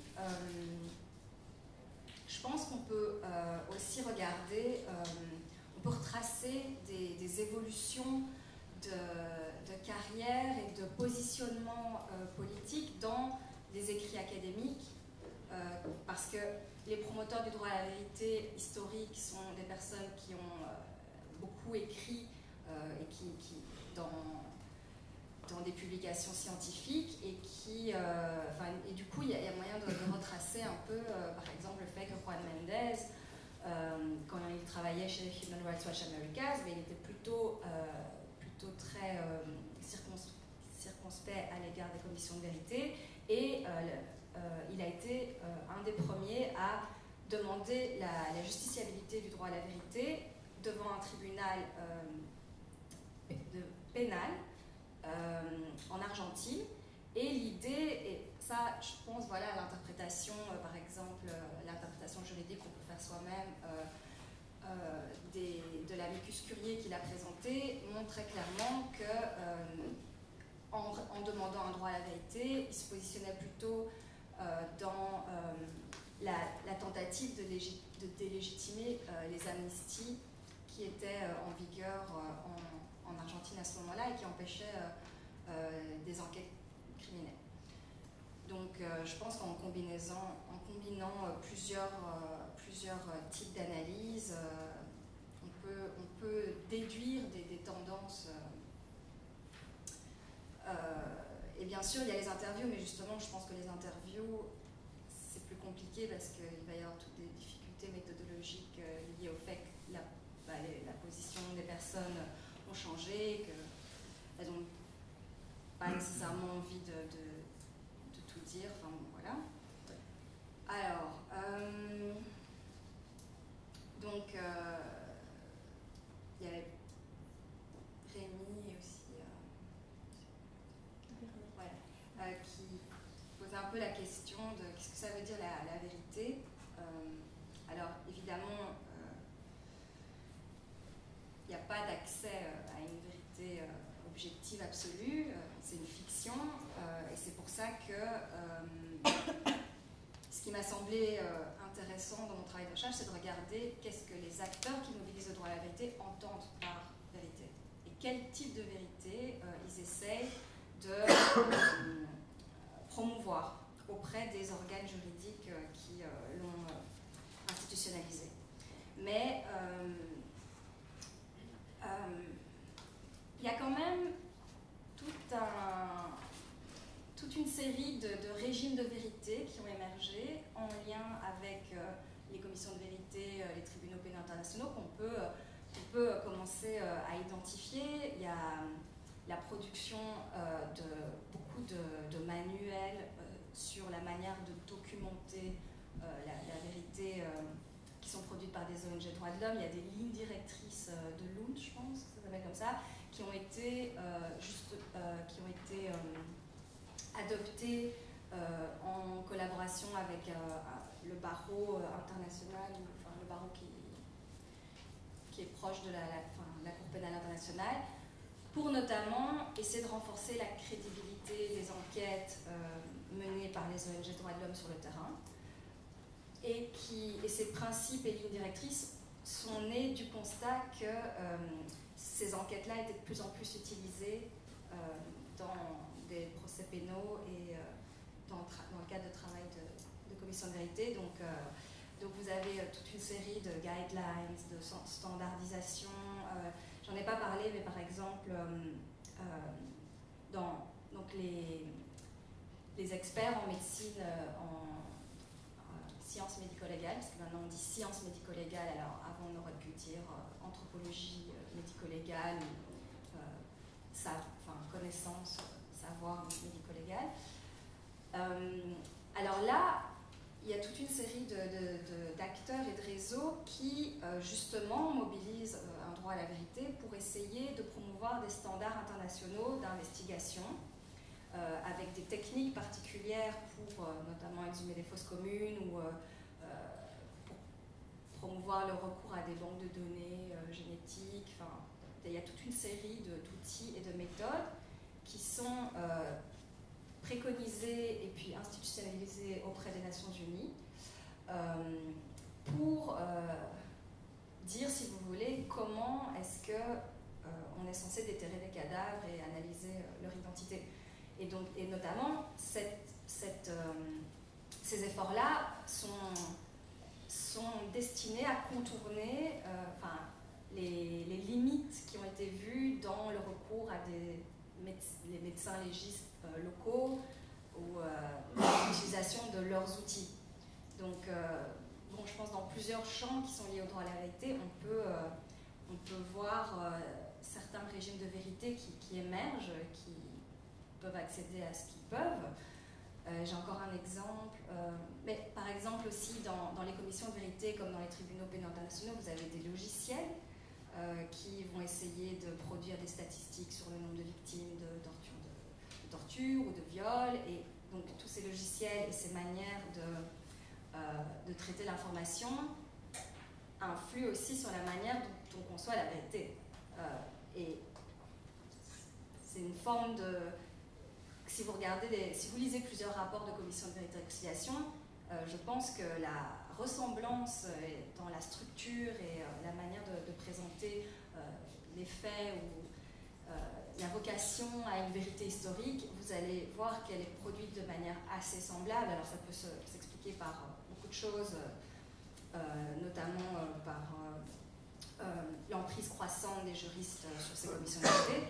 Mais je trouve ça intéressant parce que justement, de manière paradoxale, alors que le droit à la vérité, on pourrait s'imaginer que ça pourrait fonder un tas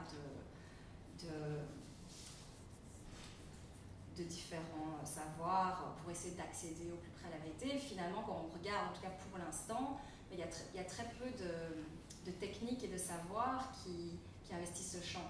Et du coup, ça me fait penser à cet auteur Richard Wilson, qui est un anthropologue qui a été un des premiers à démystifier la Commission de vérité et réconciliation sud-africaine, qui disait donc que finalement, en analysant le travail de la Commission de vérité et réconciliation, c'était tout sauf des récits riches, complexes et nuancés qui ressortaient du rapport, mais que c'était justement une vérité très légale, très légalisée, qui faisait des bilans victimaires assez pauvres, et donc lui critiquait notamment cette espèce de pauvreté des faits qui ressortaient dans le récit de la Commission sud-africaine. Ah bon, je me rends compte que je suis un peu longue. Et donc pour terminer aussi, il y a tout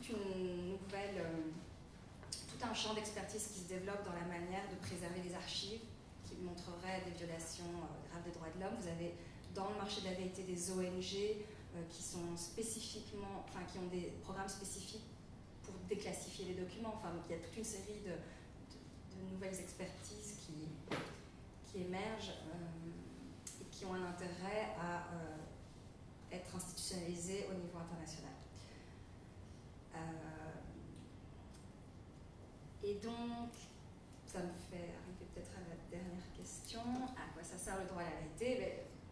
C'était le sujet de ma thèse. En gros, mon hypothèse dans ma thèse, c'était que le droit à la vérité, c'était une ressource, était utilisée par des acteurs comme une ressource pour réformer pour réformer le droit international.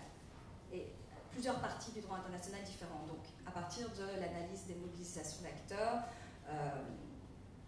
on peut voir différents buts et objectifs qui sont poursuivis en même temps que la formalisation de ce droit à la vérité, donc notamment le fait d'obtenir la reconnaissance d'un droit des familles disparues à connaître le sort des victimes, le fait d'obtenir une convention internationale pour protéger les personnes contre les disparitions forcées. Ça, c'était un des grands combats, ça fait partie d'une des grandes mobilisations du droit à la vérité. Marie-Laurence a parlé de la représentation des victimes à la CPI. Ben justement, à la CPI, vous avez des juges, en particulier Sylvia Steiner de une chambre préliminaire à la CPI, qui a utilisé le droit à la vérité, enfin on peut dire que les avocats des victimes l'utilisaient aussi évidemment dans leurs requêtes, pour essayer d'augmenter la participation des victimes à différents stades préliminaires de la procédure. Et donc voilà, je pense, ouais. Mais justement, le concept de droit à la vérité, il forme un en droit, mais il se décline selon plusieurs significations, et notamment le droit à la vérité, au nom du droit à la vérité, est aussi utilisé dans des textes juridiques pour légitimer des réductions de peine ou justement l'écartement de toute sanction. Donc, enfin, voilà, c'est un concept qui peut être vraiment mobilisé à des fins très contradictoires.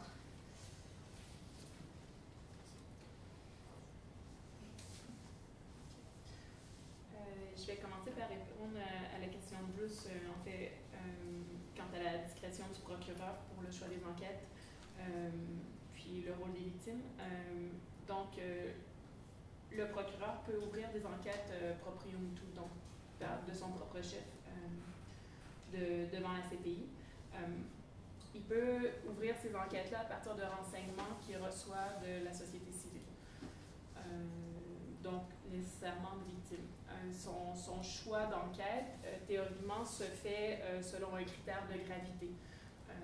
Donc, par exemple, il y avait des renseignements qui avaient été envoyés au procureur quand c'était au Campo sur des crimes de guerre commis par des militaires britanniques en Irak ou en Afghanistan. Tu me corrigeras si je suis. Mais je crois que c'est en Irak. En fait, il a considéré que c'était pas assez grave pour être poursuivi par la CPI. Quant au rôle des victimes, par rapport à cette discrétion du procureur-là dans l'ouverture de l'enquête, il y a deux choses. Premièrement, l'article qui donne cette compétence-là au procureur pour ouvrir des enquêtes, c'est l'article 15 du statut Rome, et au paragraphe 3, il permet aux victimes de faire des représentations. Donc, lorsque le procureur regarde s'il va ouvrir une enquête ou non. Le seul cas où c'est arrivé pour l'instant, en tout cas le cas le plus documenté pour l'instant, c'est au Kenya, où il y a plus de 15 000 victimes en fait qui ont fait des représentations individuelles ou collectives pour aider le procureur à définir son enquête. L'autre moyen qu'il y aurait pour les victimes d'avoir une influence quelconque sur la discrétion du procureur, ça a été soulevé dans l'Ubanga. Donc, la norme 22 du règlement de la Cour permet une requalification juridique des faits. Donc, ce qui s'est passé dans l'Ubanga, c'est que le procureur a ouvert une enquête seulement sur les crimes d'enfants soldats, alors qu'il était assez notoire que son groupe armé avait commis des violences sexuelles. Donc, il y a certains représentants de victimes qui ont demandé à la Cour de requalifier les faits qui étaient déjà soumis à la Cour comme recrutement d'enfants soldats, pour pouvoir les requalifier pour dire que c'était aussi des crimes de violence sexuelle. La Cour a dit non dans ce cas-là, mais que ce serait quand même possible de le faire. Donc la Cour d'appel a dit dans ce cas-ci, c'est pas applicable, mais ce serait possible de le faire. Donc ce serait intéressant de voir dans les prochaines affaires si ça pourrait être fait. Maintenant, je vais répondre à la question de Rémi. En fait, j'ai deux trucs pour toi, Rémi. Premièrement, à qui profite la participation des victimes. Comme j'ai dit, pour l'instant, premièrement, j'ai l'impression, moi, que c'est la Cour qui en profite le plus, qu'elle utilise la victime dans sa version abstraite, si on veut, pour justifier son travail. Mon autre hypothèse, c'est que ça crée une espèce d'espace pour la société civile comme sujet, pour reprendre les mots d'Emilie Aslam, donc les ONG, les associations de victimes qui agissent comme intermédiaires entre les victimes et la Cour. Premièrement, en assistant les victimes dans la complétion des formulaires, donc quand elles remplissent les formulaires au nom des victimes, elles peuvent exercer un certain choix des victimes qu'elles aident, donc pour servir leurs intérêts dans le fond du moment, leurs intérêts qu'elles veulent promouvoir devant la Cour. Deuxièmement, vu le peu de budget de la Cour, donc la Cour a un très gros budget, c'est Diane qui en parlait tantôt, mais donc le budget reste à peu près le même alors que le nombre d'affaires augmente